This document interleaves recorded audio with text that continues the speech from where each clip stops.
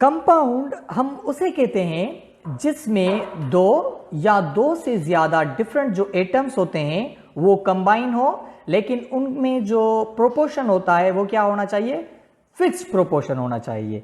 तब हमारे पास जो चीज बनेगी हम उसे क्या कहेंगे, कंपाउंड कहेंगे। सिंपली अगर हम इसको डिफाइन करें वो कैसे करेंगे कि कंपाउंड तब बनेगा जब हमारे पास दो या दो से ज्यादा डिफरेंट एटम्स आपस में कंबाइन होंगे। अब कैसे कंबाइन होंगे, let's take an example of that. हमारे पास एक एग्जांपल है जो कि है वाटर का। वाटर में हमारे पास जो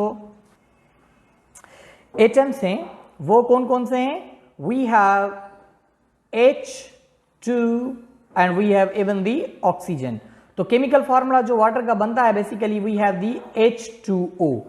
अब जब वाटर बना तो इसमें हमारे पास दो एटम हाइड्रोजन के हैं, एक एटम ऑक्सीजन का है, दीज आर टोटली डिफरेंट। तो जब डिफरेंट एटम्स आपस में कंबाइन होते हैं हम उसे क्या कहते हैं, कंपाउंड कहते हैं। और इनका फिक्स रेशो कैसा है कि हाइड्रोजन का कितना रेशो होता है, 2 होता है, और ऑक्सीजन का कितना रेशो होता है, 1 होता है। अब वाटर को बनाने के लिए हमारे पास हमेशा ये रेशो जो होता है वो क्या होता है, फिक्स्ड होता है।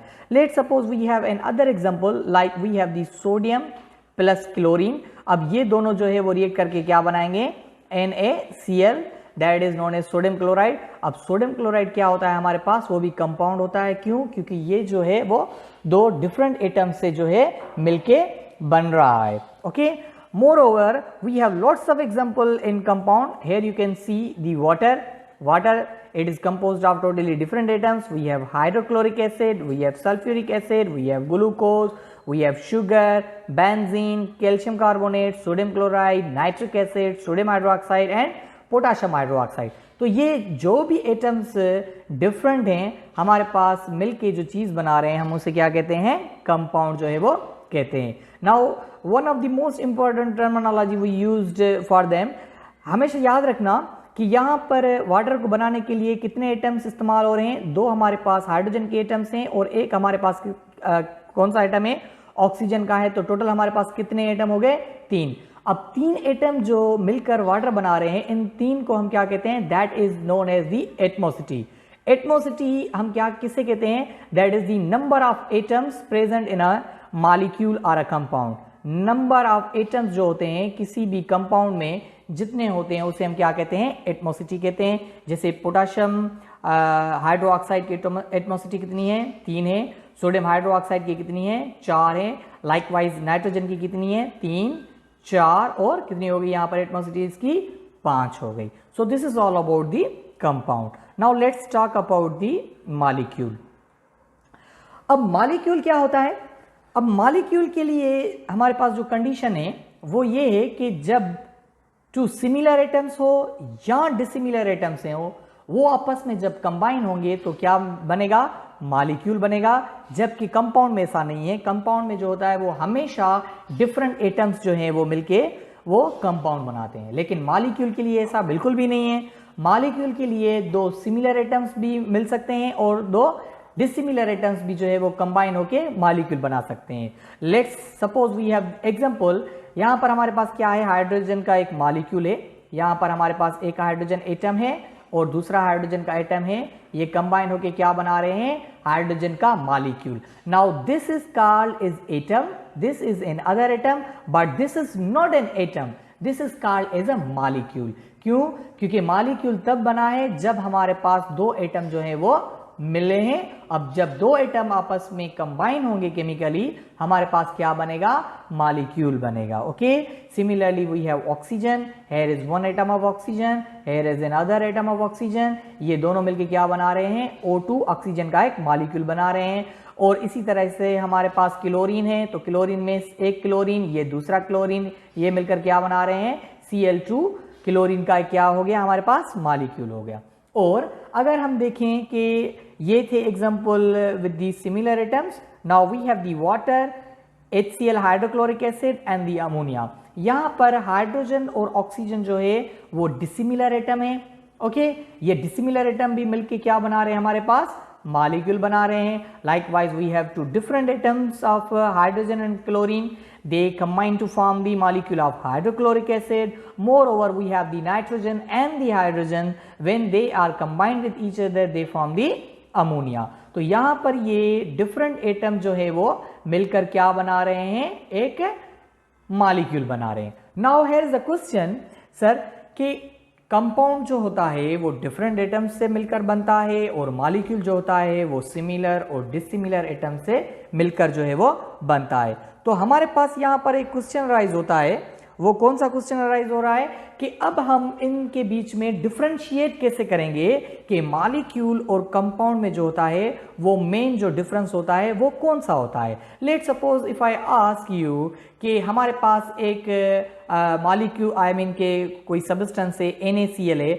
अब ये डिसिमिलर एटम से बना है, डेफिनेटली क्या होगा हमारे पास ये कंपाउंड होगा. अब तो डिसिमिलर एटम्स मिलकर मॉलिक्यूल भी तो बनाते हैं, तो क्या हम इसको मॉलिक्यूल कह सकते हैं या नहीं कह सकते. So for this you have to remember just one line. क्या है हमारे पास यहां पर एक चीज याद करने की है. द मोस्ट इंपॉर्टेंट कॉन्सेप्ट हमारे पास है वो कौन सा है, all the molecules are not compounds, remember it, but all the compounds are molecules except ionic compounds. सब के सब जो मॉलिक्यूल्स होते हैं वो कंपाउंड नहीं होते, मगर सब के सब जो कंपाउंड्स होते हैं वो मॉलिक्यूल्स होते हैं, सिवाय किससे, सिवाय आयोनिक कंपाउंड्स के. आयोनिक कंपाउंड्स मॉलिक्यूल नहीं होते, वो सिर्फ और सिर्फ कंपाउंड होते. Let's explain it briefly. अगर हम ये कहें कि H2 है, now look at the first statement, all molecules are not compound. अब हमारे पास ये क्या है, एक मॉलिक्यूल है. अब H2 सिमिलर एटम से बना है तो ये सिर्फ मॉलिक्यूल होगा. क्लोरीन सिमिलर एटम से बनके क्लोरीन मॉलिक्यूल बना रहा है तो ये सिर्फ मॉलिक्यूल होगा. H2 क्या है, मॉलिक्यूल होगा. O2 क्या है, मॉलिक्यूल होगा. Br2 क्या है, मॉलिक्यूल होगा. N2 क्या है, हमारे पास नाइट्रोजन का मॉलिक्यूल है. तो सब के सब मॉलिक्यूल्स कंपाउंड नहीं होते. इट मींस ये सब के सब मॉलिक्यूल हैं मगर ये कंपाउंड नहीं है. मगर सब के सब कंपाउंड जो होते हैं वो मॉलिक्यूल होते हैं सिवाय आयोनिक कंपाउंड के. अब हमारे पास जो H2O है ये एक मॉलिक्यूल भी है और कंपाउंड भी है. कंपाउंड कैसे है, क्योंकि ये जो वाटर है ये टू डिफरेंट जो है एटम से जो है मिलकर जो है वो बना है. हाइड्रोजन और ऑक्सीजन टोटली डिफरेंट एटम है.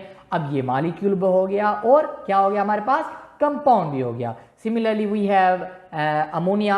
अब अमोनिया जो होता है वो मॉलिक्यूल भी होता है और क्या होता है हमारे पास, एक कंपाउंड भी होता है. हमारे पास क्या है, HCl है, ये हमारे पास मॉलिक्यूल भी है और क्या है हमारे पास, कंपाउंड भी है. मगर यहां पर एक चीज लिखी है कि आयोनिक कंपाउंड जो होते हैं वो मॉलिक्यूल नहीं होते, वो सिर्फ और सिर्फ कंपाउंड होते हैं. अब आयोनिक कंपाउंड्स जो होते हैं वो मॉलिक्यूल क्यों नहीं होते, क्योंकि यहां पर मैंने एक रीजन लिखा है. आयोनिक कंपाउंड इसीलिए मॉलिक्यूल नहीं होते क्योंकि वो डिस्क्रीट यूनिट्स में नहीं रहते. डिस्क्रीट का मतलब क्या होता है, वो स्मॉलर यूनिट्स में नहीं रहते. इनकी जो स्ट्रक्चर होती है वो कौन सी होती है, बल्क स्ट्रक्चर होती है, ह्यूज स्ट्रक्चर होती है. इसीलिए वो क्या होते हैं, वो हमेशा कंपाउंड होते हैं और मॉलिक्यूल के लिए नेसेसरी होता है कि वो डिस्क्रीट यूनिट्स में रहें. इसका मतलब है वो सिमिलर स्ट्रक्चर में रहें. अब हमारे पास NaCl है, it is only compound. Why, because it is ionic compound. It exist into the bulk structure. Calcium carbonate है, सोडियम हाइड्रोक्साइड है, मैग्नीशियम हाइड्रोक्साइड है. सो रिमेंबर दैट जो भी आयोनिक कंपाउंड होते हैं वो सिर्फ और सिर्फ कंपाउंड होते हैं, मॉलिक्यूल नहीं होते हैं. क्यों, क्योंकि वो डिस्क्रीट यूनिट में नहीं रहते. So simply we can say all the molecules are not compound but all the compounds are molecule except ionic compound. So this is all about the molecule, compound and substance. I hope you understand it, and if you have any question regarding it, kindly do let me know into my comment box. Kindly subscribe my channel and like it. Thank you so much for watching my video.